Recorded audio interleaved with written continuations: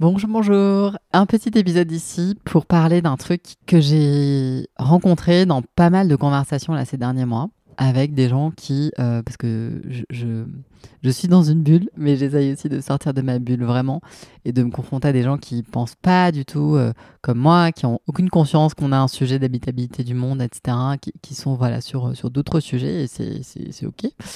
Et en fait, qui me disent quasiment tous qu'ils ne croient pas à la stratégie du colibri. Et en fait, je voulais juste faire une petite aparté ici là-dessus pour vous donner mon opinion parce que, en fait, moi, je crois vraiment que l'action individuelle est très très puissante, notamment dans son symbole, en fait, dans le signal qu'elle envoie. Enfin, à la fois, évidemment, parce que on fait notre part et donc, du coup, il y a quelque chose où déjà on est plus s'aligner. Enfin, en fait, voilà, tout ce que j'ai déjà, je pense, pas mal partagé parce que juste à un moment donné, on peut pas faire autrement. Donc, du coup, on fait parce que c'est le seul moyen d'être cohérent, en fait, aujourd'hui. Et je pense que ça a des vertus même juste psychologiques, en fait. Et puis, peu importe ce que fait le voisin, en fait, c'est arrêter de se comparer aussi, mais c'est juste revenir à soi et se dire, bon, en fait, aujourd'hui, voilà, je connais ça, je sais ça, j'ai les moyens de faire ça et ça et ça et ça. Bah, du coup, oui, je le fais parce que juste, j'ai envie. C'est pas un devoir, c'est pas un truc, mais c'est parce qu'en fait, c'est plus fort que nous, on ne peut plus faire autrement. Donc ça, il y a ça, parce que je crois que ça, c'est très, très, très puissant.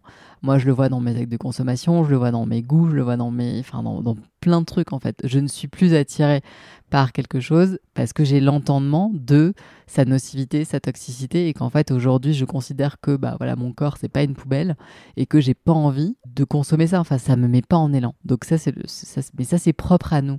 Mais après, je voulais vous parler plutôt de la valeur, on va dire, autour de nous, en fait. Parce que le colibri, c'est ça, c'est que oui, du coup, il fait sa petite part avec ses petites gouttes, mais en fait, aussi, toutes ces actions individuelles, elles ont une valeur symbolique, je trouve, qui est très forte, qui rejoint aussi un petit peu tout ce que disait René Girard sur le mimétisme. Et pour moi, ça crée comme une espèce de norme un peu sociale.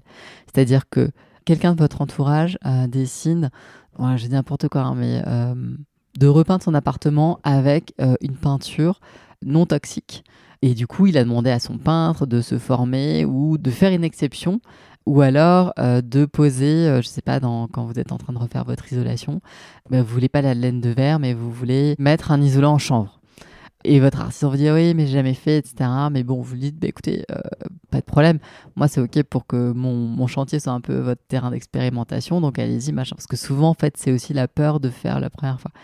Mais vous imaginez pas tout ce qui se passe quand il y a des commencements, en fait, comme ça. Mais ça, vraiment, c'est très, très puissant parce que, quand c'est une action, enfin, un choix individuel qui concerne que vous, en fait, votre entourage sait que vous avez fait tel ou tel choix de consommation ou d'action ou de voyage ou n'importe quoi. Donc, en fait, tac, il y a la graine qui est plantée quand même.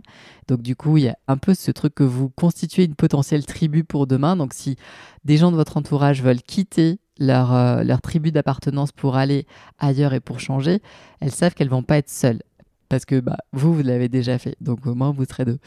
Et si jamais cette action convoque le fait de faire changer d'autres personnes, parce que c'est eux qui mettent en œuvre le choix que vous avez pris pour vous-même, donc là ce que je vous disais avec la peinture ou l'isolant, pareil en fait, ça va permettre à des personnes d'avoir l'occasion, le commencement, l'opportunité de faire autrement. En fait, c'est ça qui nous manque aujourd'hui, vraiment.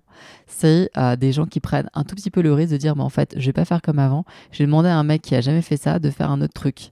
Mais je sais, je lui fais confiance et je sais que du coup, il va y arriver. Et c'est OK que ça prenne un peu plus de temps ou que ce soit voilà, un peu pas parfaitement bien fait. Enfin, voilà, c'est OK. Parce que je pense que quand on a profondément envie d'être dans un intérieur, par exemple, qui n'est pas toxique, en fait, on peut plus tout simplement acheter une peinture normale, même si elle est sublime, même si le rendu est magnifique. En fait, on peut plus parce qu'on sait que, en fait, quand on va être chez nous, on va s'intoxiquer à petit feu parce qu'en fait, toutes ces peintures dégagent des choses pas possibles. Et je pense que cette stratégie un peu comme ça des commencements, elle vient en fait de cette action individuelle parce que du coup, forcément, ça va devoir faire changer et impacter quelque part, mais pas dans le mauvais sens, en mode tyran, mais influencer dans le bon sens, on va dire, faire résonance en tout cas. Et le fait de faire quelque chose, parfois, voilà, ça donne l'idée à d'autres de le faire aussi parce que tout simplement, je pense qu'il y a plein de moments où on n'a pas idée de faire, de changer ça par ça ou de remplacer ci par mi. Enfin, vous voyez.